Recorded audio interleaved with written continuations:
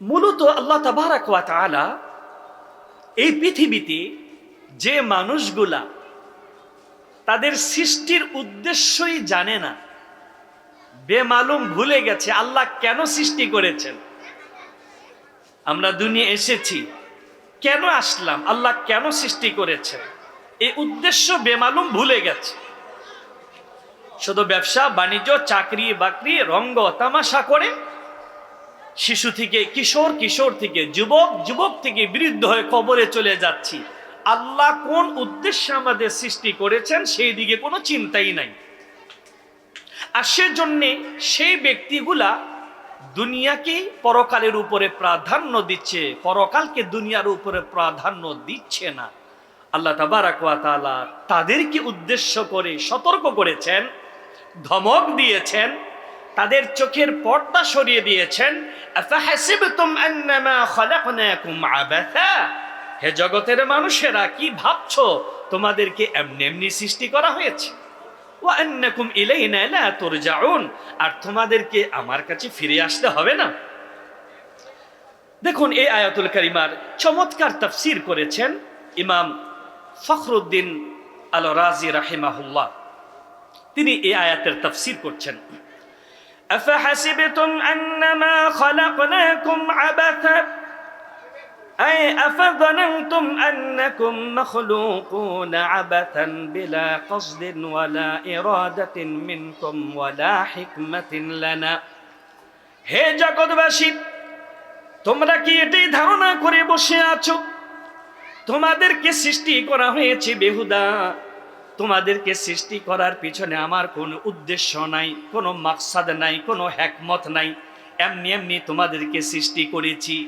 না না না, তোমাদের সৃষ্টির পিছনে আমার রয়েছে এক মহান পরিকল্পনা, একটি মহান উদ্দেশ্য এবং হিকমত। বলেন সুবহানাল্লাহ। ওয়া আন্নাকুম ইলাইনা লা তুরজাউন আই লা তাউদুনা ফিদ দারিল আখিরা। আর কি ভেবেছো তোমাদেরকে আখিরাতে যেতে হবে না, তোমাদেরকে এমনি ছেড়ে দেওয়া হবে?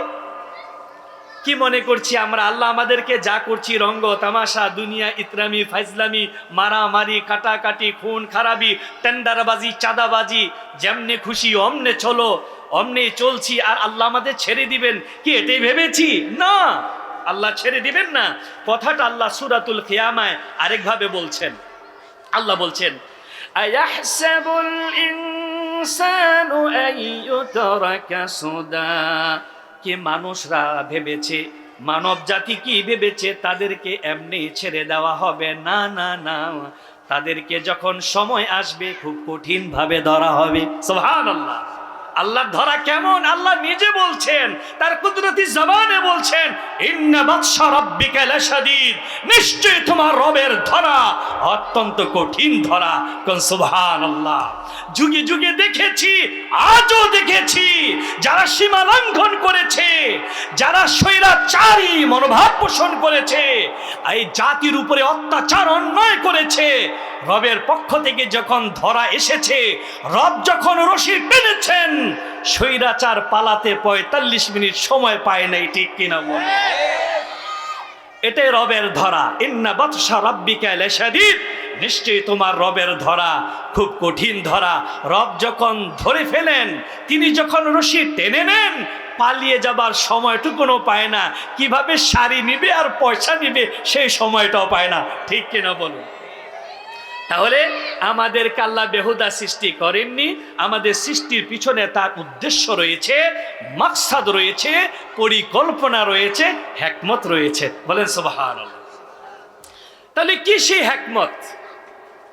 কেন দুনিয়া আমাকে আপনাকে পাঠিয়েছেন, সেই উদ্দেশ্যটা বলার আগে আমি আরেকজন গ্রহণযোগ্য মুফাসসিরের কাউল তাফসীর বলে তারপরে আমি মূল উদ্দেশ্যটা বলছি।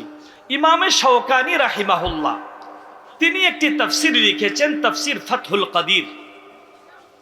ইমাম শাওকানি রাহিমাহুল্লাহ অত্যন্ত গ্রহণযোগ্য মুফাসসির। তিনি যে তাফসীর গ্রন্থটি লিখেছেন তার নাম হচ্ছে ফাতহুল কাদির। তিনি তাফসীর করছেন অত্র আয়াতের, এই আয়াতুল কারিমা।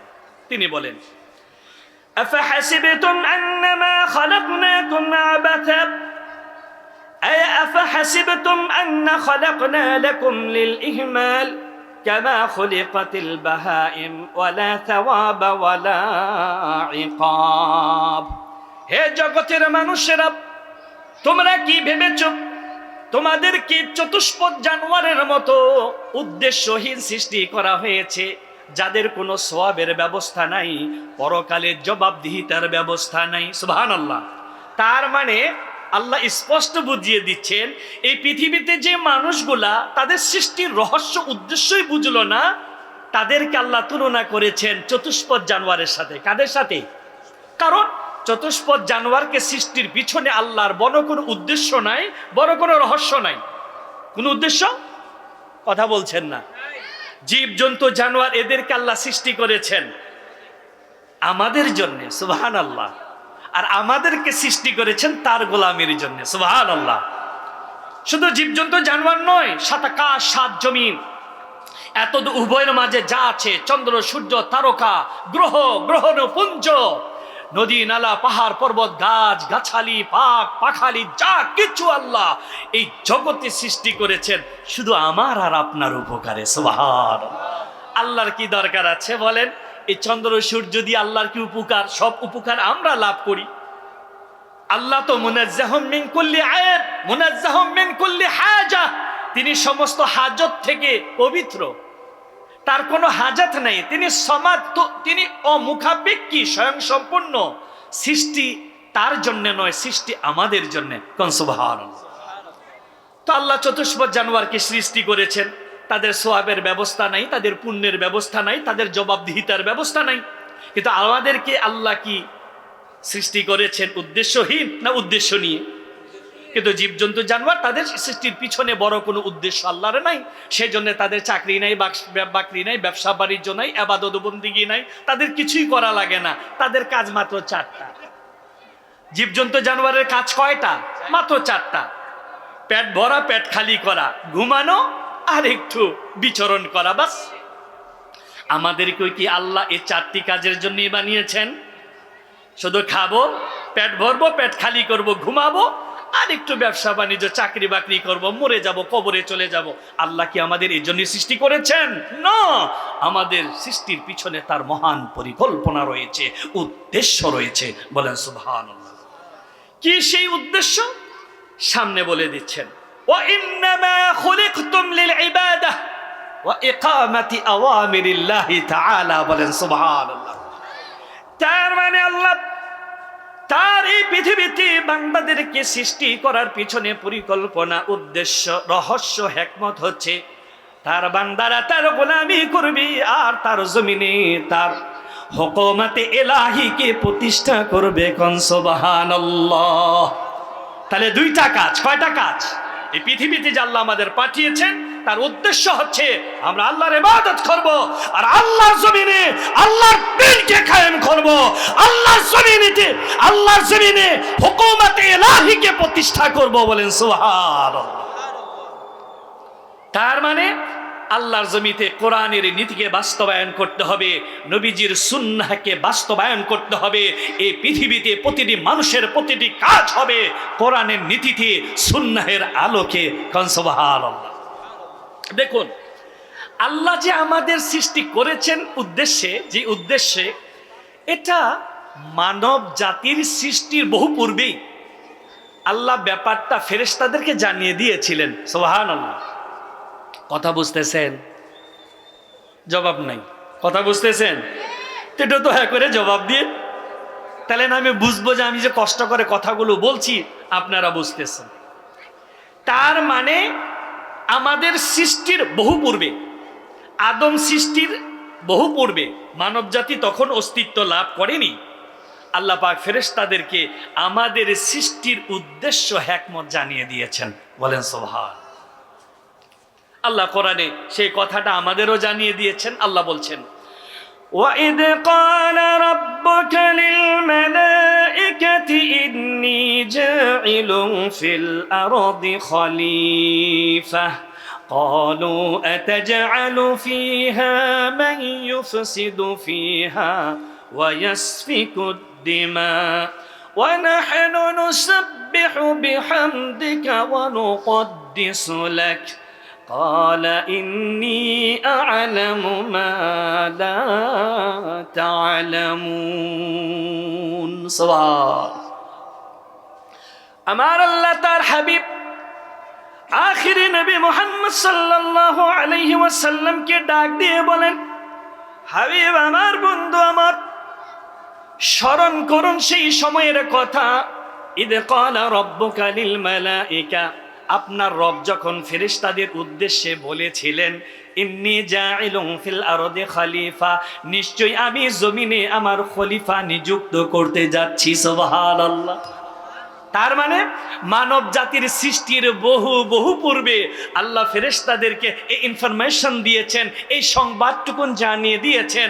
কেন তিনি মানব জাতিকে সৃষ্টি করছেন? আল্লাহ বলেছেন, নিশ্চয়ই আমি জমিনে একটা নতুন সৃষ্টি মানব জাতিকে সৃষ্টি করে খেলাফতের দায়িত্ব দিয়ে পাঠাচ্ছি। সুবহানাল্লাহ।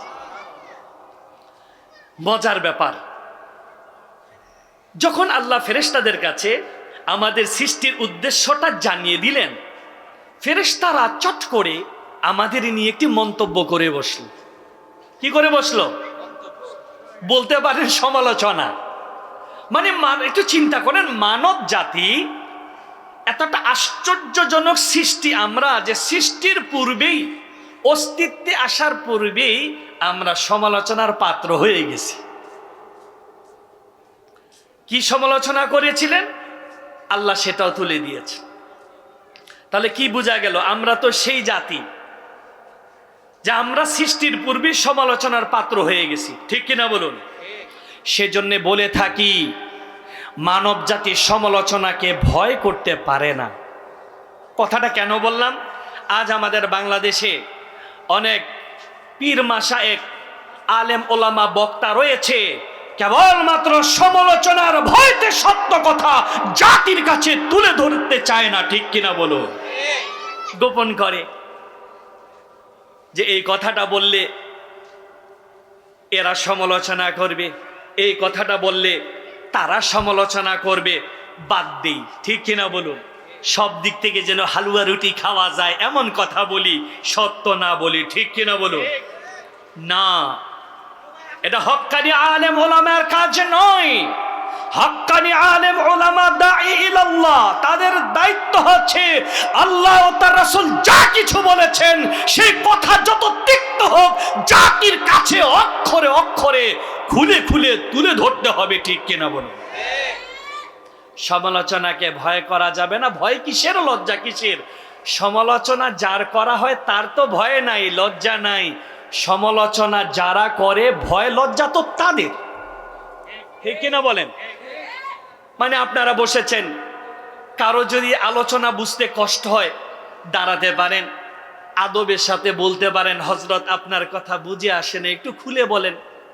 কিন্তু আলোচনার সময় মাথা নুইয়ে বসে রইলেন, মন্তব্য তখন প্রশ্ন করলেন না, আর মেহমান চলে যাওয়ার পরে মাতবর সাহেব চায়ের দোকানে বসে গিবত শুরু করে দিয়েছেন, ঠিক কিনা বলুন? তার মানে সারাক্ষণ যা কামাইছেন সব গেল, কিচ্ছু নাই, ঠিক কিনা বলুন? তাহলে সমালোচনা যারা করে তাদের ক্ষতি, তাদের ভয়, তাদের লজ্জা যার করা হয় তাদের নয়, ঠিক কিনা বলুন? তাই হক্কানি আলেম ওলামা পীর মাশায়েখ তাদের দায়িত্ব হচ্ছে সত্য অকপটে বলে দিতে হবে, যে যাই বলুক, ঠিক কিনা বলুন? আর যদি এই সমালোচনার ভয়েতে মুখ বন্ধ করে রাখে, তাহলে হাসরের ময়দানে এটা দেখা হবে না কত বড় দরবারের কত মোটা পীর সাহেব আর কত বড় মুফতি মুহাদ্দিস আর বক্তা হাসরের ময়দানে বোবা শয়তান হিসেবে তাদের জিহ্বাকে আগুনের কেচি দিয়ে কেটে দেওয়া হবে, ঠিক কিনা বলো? তাহলে হক্কানি আলেম ওলামা দাঈ তারা সমালোচনাকে ভয় করতে পারে না।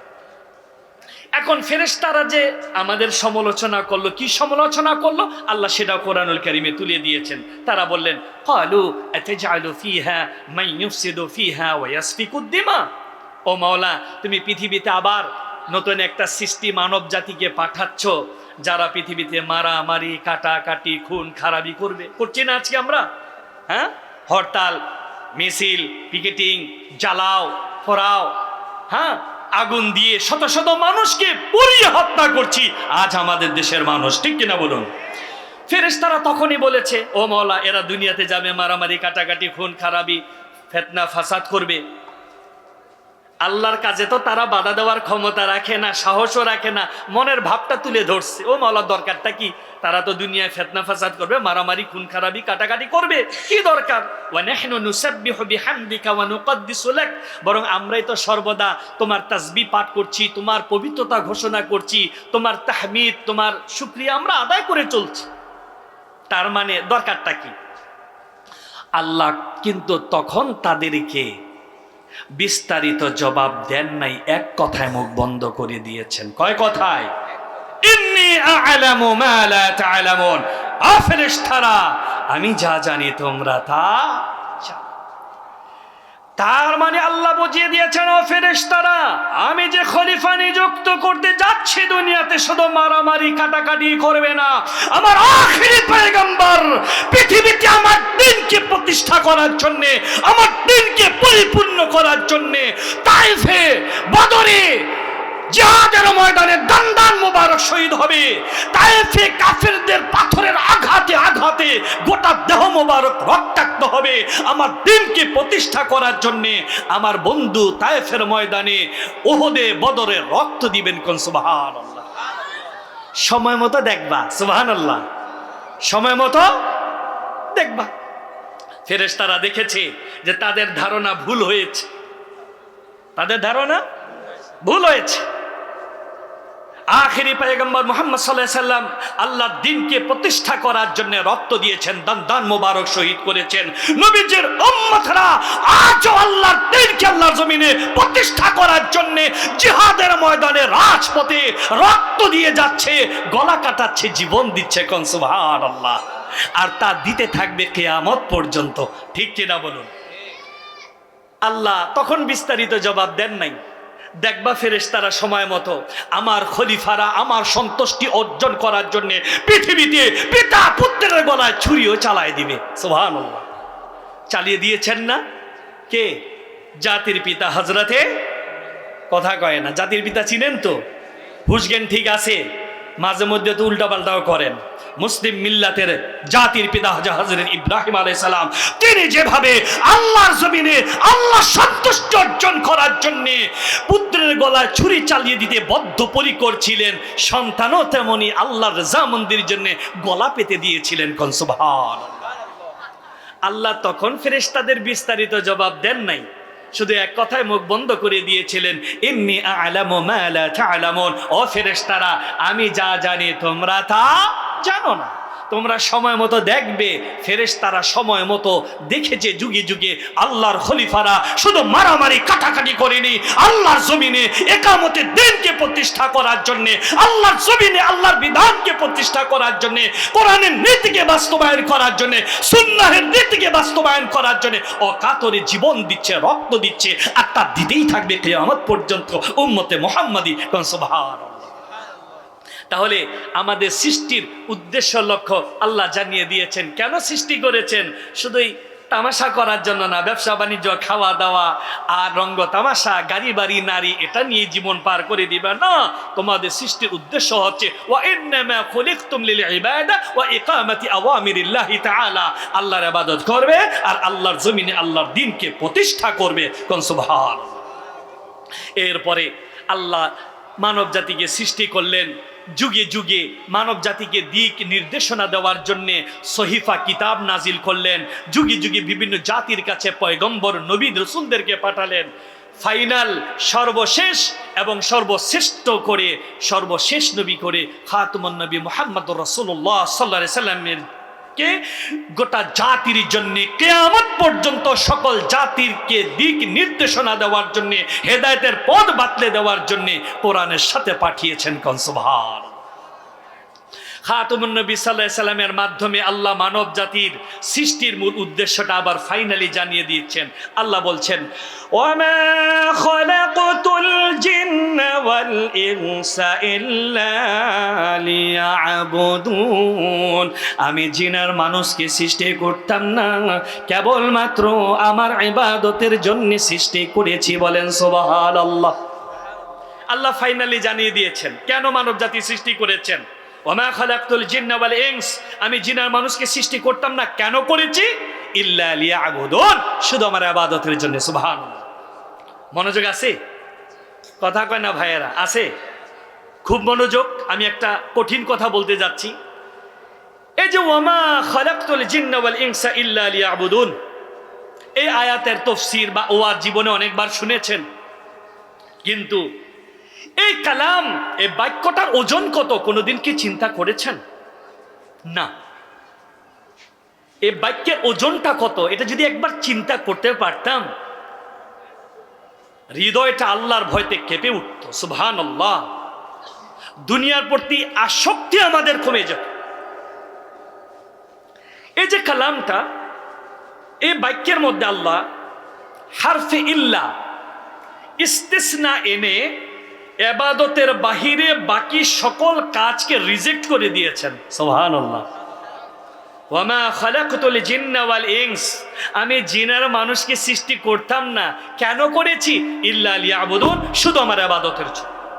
তার মানে এই হারফে ইল্লা ইস্তিসনা আনার দ্বারা আল্লাহ ইবাদতের বাহিরে সমস্ত কাজ, কি ব্যবসা বাণিজ্য, চাকরি বাকরি, কৃষি কাজ, চাষাবাদ, সবকিছু আল্লাহ রিজেক্ট করে দিয়েছে।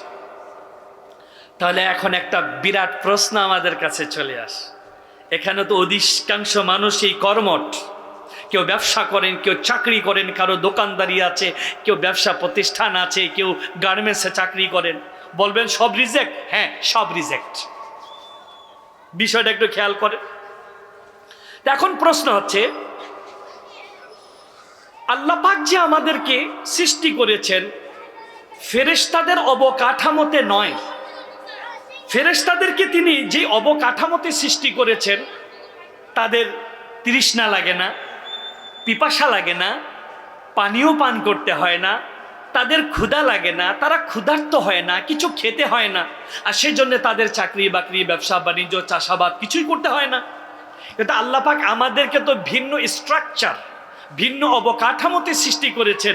একটু সময় গেলেই পিপাসা লাগে। এই যে আমার এখন তৃষ্ণা পাচ্ছে, একটু পানি পান করতে হয়। একটু সময় গেলে, একটু কাজ করলে আমরা ক্ষুধার্ত হই, কিছু পেটে ইনপুট করতে হয়, ঠিক কিনা বলুন? তা আমাদের পিপাসা লাগে, আমরা তৃষ্ণার্ত হই, পিপাসা মিটাতে হয়, ক্ষুধার্ত হই, ক্ষুধা মিটাতে হয়। আর সেজন্য আমাদের কোনো না কোনো ধান্দা তো করতেই হয়, নয় চাকরি বাকরি, ব্যবসা বাণিজ্য, কৃষি কাজ, চাষাবাদ আমাদের করতেই হয়, ঠিক কিনা বলুন?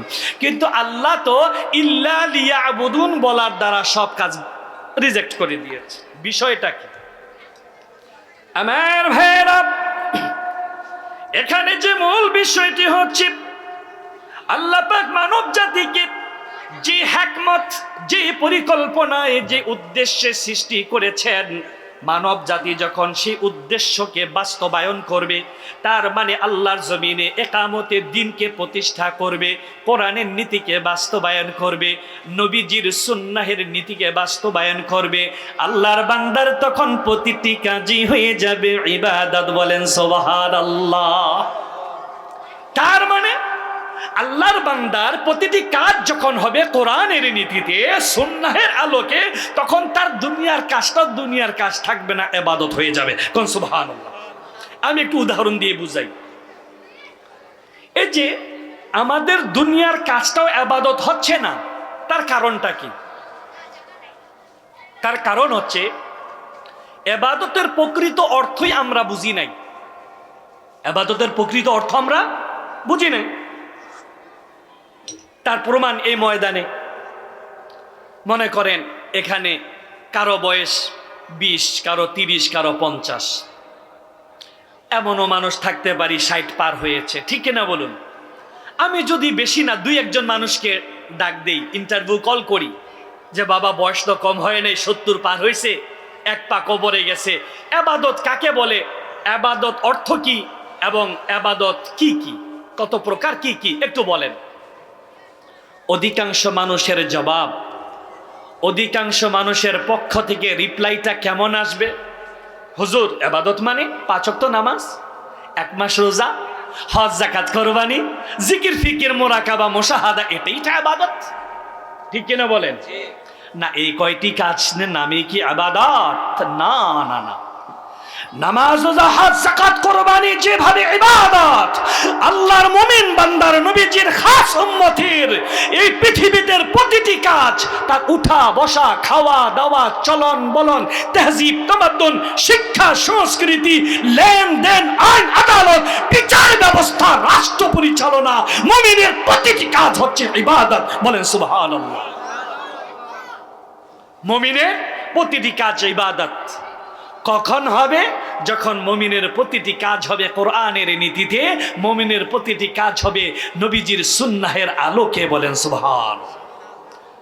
তখন আর এই দুনিয়ার কাজটা দুনিয়ার হবে না, ওইটা ইবাদত হবে। কোন সুবহান। দেখেন, তখন প্রতিটি কাজ ইবাদত। আমরা জানি আল্লাহর আদেশ মানাটা ইবাদত। আল্লাহর আদেশটা ইবাদতের অর্থ তো বুঝি নেই। মুফাসসির ব্যাখ্যা করেছেন ইবাদত কাকে বলে, ইবাদতের অর্থ কি? আল ইবাদাতু মা'আদ-দিল্লাতি ওয়াল খুদু, নিজেকে আল্লাহর সামনে তুচ্ছ মনে করার দ্বারা তার প্রতিটি হুকুমের সামনে মস্তক অবনত করে দেওয়া, তার গোলামির জিনজির গলায় বেঁধে নেওয়া, এটাই হচ্ছে ইবাদত। আর হুকুম অনুযায়ী আপনার ব্যবসা হবে নবীজির দেখানো পথে ও মতে, আপনার প্রতিটি কাজ হবে কোরআনের নীতিতে, সুন্নাহের নীতিতে। বলেন সুবহানাল্লাহ। এখন আল্লাহর আদেশ মানাটা ইবাদত। এখন দেখেন কোরআনুল কারীমের আরেক জায়গায় আল্লাহ কিভাবে বলছেন। আল্লাহ বলছেন, وَإِذَا قُضِيَتِ الصَّلَاةُ فَانتَشِرُوا فِي الْأَرْضِ, যখন তোমাদের ফরজ নামাজ আদায় হয়ে যায় তোমরা জমিনে ছড়িয়ে ছিটিয়ে পড়ো। সুবহানাল্লাহ।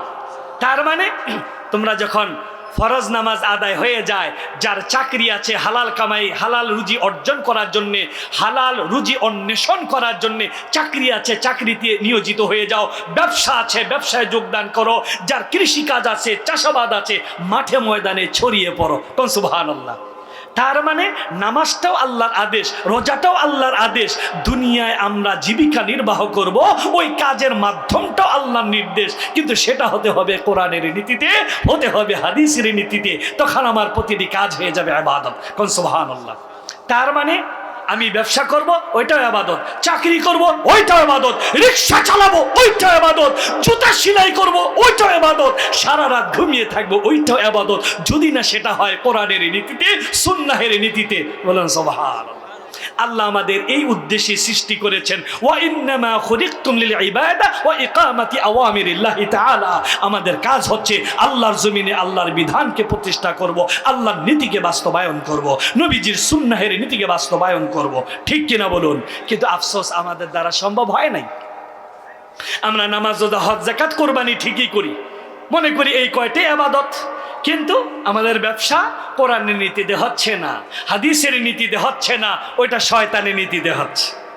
আমাদের চাকরি কোরআনের নীতিতে হচ্ছে না, সুন্নাহের আলোকে হচ্ছে না, সেটা শয়তানের নীতিতে হচ্ছে। ঠিক না বলুন? তার মানে ব্যবসা করবেন, সুদ ছাড়া তো বাংলাদেশে ব্যবসা নাই। চাকরি করবেন, ঘুষ ছাড়া চাকরি নাই। তার মানে কোরআনের নীতিকে ধরতে পারেননি, হাদিসের নীতিকে ধরতে পারেননি, যেটা ধরেছেন শয়তানের নীতি। ঠিক কিনা বলুন? তাহলে আল্লাহ আমাদের সৃষ্টি কেন করেছেন? তার জমিনে তার একামতের দিনকে প্রতিষ্ঠা করার জন্য। বলেন সুবহানাল্লাহ। এখন তার মানে আমরা যদি আমাদের প্রতিটি কাজকে ইবাদত বানাতে চাই, আমাদের উঠা বসা, খাওয়া দাওয়া, লেনদেন, তেহজিব তামাদ্দুন, শিক্ষা সংস্কৃতি, আইন আদালত, বিচার ব্যবস্থা, রাষ্ট্র পরিচালনা, এই প্রত্যেকটা কাজকে যদি ইবাদত বানাতে চাই, আমাদের জন্য আবশ্যক হচ্ছে আল্লাহর জমিনে আল্লাহর খিলাফা প্রতিষ্ঠা করা, কোরআনের বিধানকে কায়েম করা, আল্লাহর জমিনে আল্লাহর নীতিকে বাস্তবায়ন করা। আল্লাহর জমিন চলবে কোরআনের নীতিতে, আল্লাহর জমিন চলবে নবীজির হাদিসের নীতিতে। বলুন সুবহানাল্লাহ। এখানে আমরা অনেক পিছনে পড়ে আছি, আমাদের দ্বারা সম্ভব হচ্ছে না। তার মানে আমাদেরকে সর্বদা জাতিকে বুঝাতে হবে খেলাফতের প্রয়োজনীয়তা কি।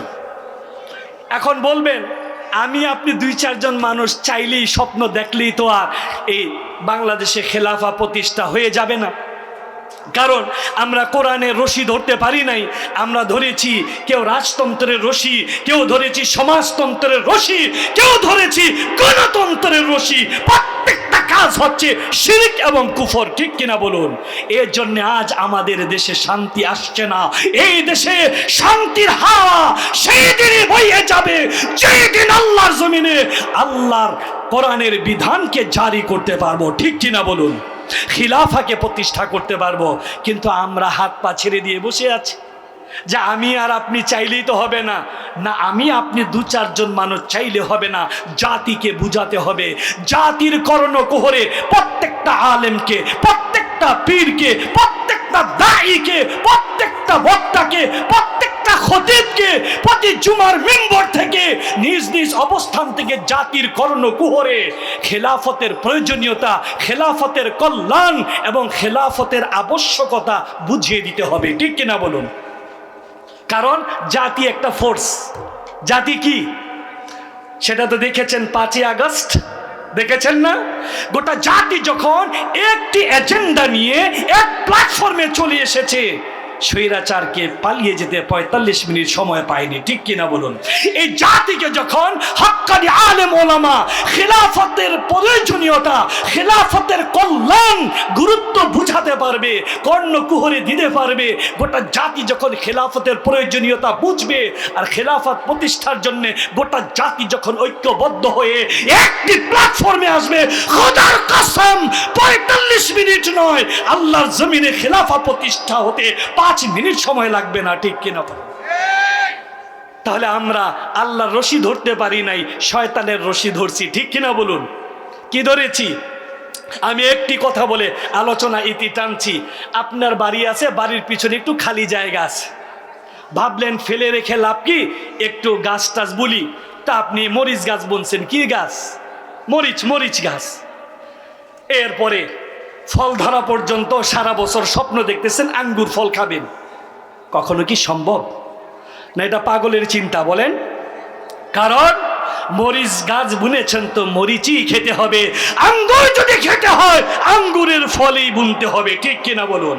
তাহলে আল্লাহর জমিনে যদি শান্তি পেতে হয় আর পরকালে মুক্তি পেতে হয়, শয়তানের রশিদকে ছিন্ন করে আল্লাহর রশি ধরতে হবে। আর আল্লাহর রশিটাই হচ্ছে কোরআনের রশি, বলেন সুবহানাল্লাহ। কিন্তু আমরা করছি কোনটা?